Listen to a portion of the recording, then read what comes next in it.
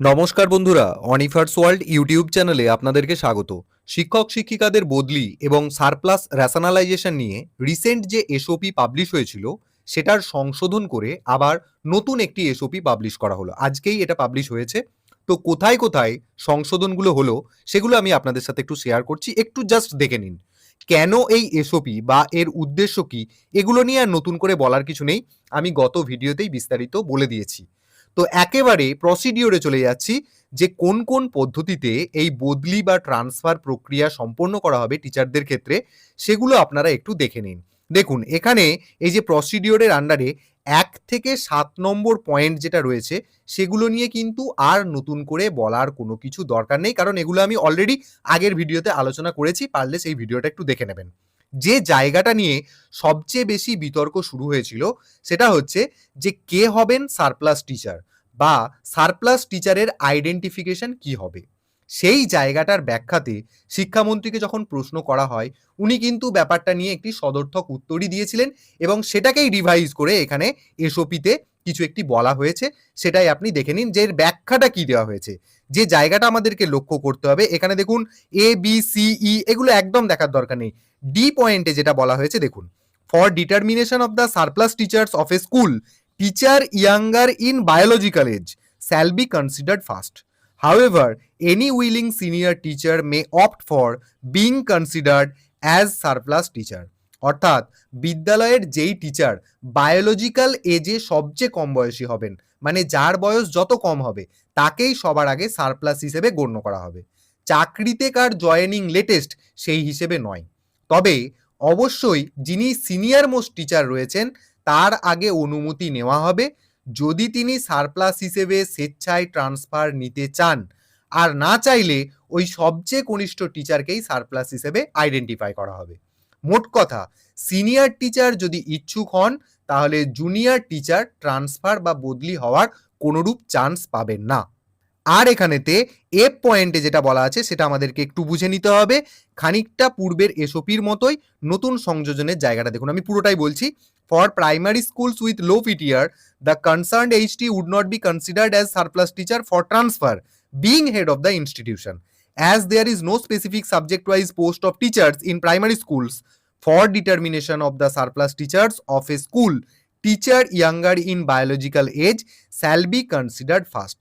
একদম ডি পয়েন্টে যে এক্সপ্লানেশনটা দেওয়া হয়েছিল খানিকটা সেরকমই এক্সপ্লানেশন দেওয়া হয়েছে, কিন্তু যেটা বলা হচ্ছে যে প্রাথমিক বিদ্যালয়ের ক্ষেত্রে যেখানেতে লো পিটিআর অর্থাৎ ছাত্র শিক্ষক অনুপাত কম রয়েছে সেখানে এইচটিকে কখনোই সারপ্লাস হিসেবে ধরা হবে না। তার কারণ একটাই, কারণ উনি হেড টিচার। এক্ষেত্রে সারপ্লাস নির্বাচন সরাসরি বয়সে সবচেয়ে যিনি তরুণ টিচার তাকেই সারপ্লাস হিসেবে গণ্য করা হবে। আর এখানে 8 নম্বর পয়েন্টের আন্ডারে এ বি সি ডি করে যে পয়েন্টগুলো রয়েছে সেগুলো খুব একটা আমাদের জানার দরকার নেই, কারণ এই বিস্তারিত আগের এসওপিতেই বলা হয়েছে।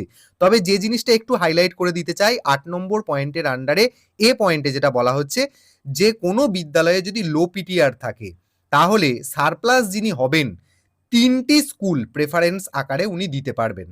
এবার নির্ধারিত সময়ের মধ্যে যদি ওই সারপ্লাস মানে আইডেন্টিফাইড সারপ্লাস টিচার যদি কোনো প্রেফারেন্স না দেন তাহলে কর্তৃপক্ষের ইচ্ছা অনুযায়ী ওনাকে ট্রান্সফার করে দেওয়া হবে। বাকি নিয়মগুলো একদম আগের মতো রয়েছে, অতএব এগুলো আপনারা একটু পড়ে নেবেন। তবে ভিডিও শেষে যে কথাটা না বললেই নয়, এটা সম্পূর্ণ আমার ব্যক্তিগত অভিমত। কারণ এখানে আপনারা একটা জিনিস বুঝুন, হতেই পারে কোনো একজন সবচেয়ে কম বয়সী টিচার অনেক আগে চাকরিতে জয়েন করেছেন, তারপরে কোনো একজন শিক্ষক যিনি ওই কনিষ্ঠ টিচারের থেকে বয়সে বড় তিনি অনেকটা পরে জয়েন করেছেন। তাহলে সেক্ষেত্রে চাকরির সিনিয়রিটিটাকে একদমই গুরুত্বহীনভাবে দেখে যিনি কেবলমাত্র কম বয়সী টিচার তাকেই কেন সারপ্লাস হিসেবে গণ্য করা হবে।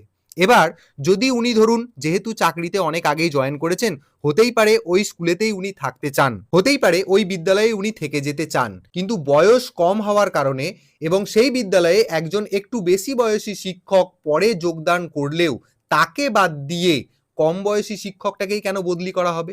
সেক্ষেত্রে যদি ওনার ইচ্ছে না থাকে, আমার মনে হচ্ছে সেক্ষেত্রে হয়তো ওই শিক্ষক বা শিক্ষিকা কোনো আইনানুগ পথের দিকে যেতেই পারেন, হতেই পারে। বা আরেকটা জিনিস হতে পারে, ধরে নিচ্ছি যে যিনি সারপ্লাস হিসেবে আইডেন্টিফাইড হলেন তার বর্তমানে যেটা কর্মস্থল এবং বাড়ি যে দূরত্বটা সেটা তাকে যে জায়গায় বদলি করা হবে তার থেকে দূরত্বটা বেশি হয়ে যায়। তাহলে সেই টিচার তো রীতিমতো বেঁকে বসতেই পারেন।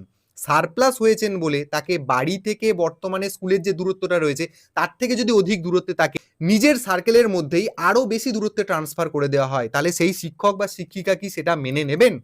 তো এই বিষয়ে আপনাদের কি অভিমত সেটা আমাকে অবশ্যই কমেন্টে জানাবেন। আমি আমার ব্যক্তিগত চিন্তাভাবনাটা এখানে বললাম। মানে এটাই বলতে চাই যে শুধুমাত্র বয়সে তরুণ হওয়ার জন্য কখনোই কোনো টিচারকে কিন্তু সারপ্লাস হিসেবে গণ্য করা আমার মনে হয় উচিত নয়, যদি উনি চাকরির দিক থেকে অনেকটা সিনিয়র হয়ে থাকেন। তো যাই হোক, এসওপি সম্পর্কিত এই ছোট্ট আপডেট ভিডিওটি অবশ্যই সকল টিচারের সাথে শেয়ার করুন এবং আপনারা যারা আমার চ্যানেলে নতুন তারা চ্যানেলটিকে সাবস্ক্রাইব করে নিতে ভুলবেন না।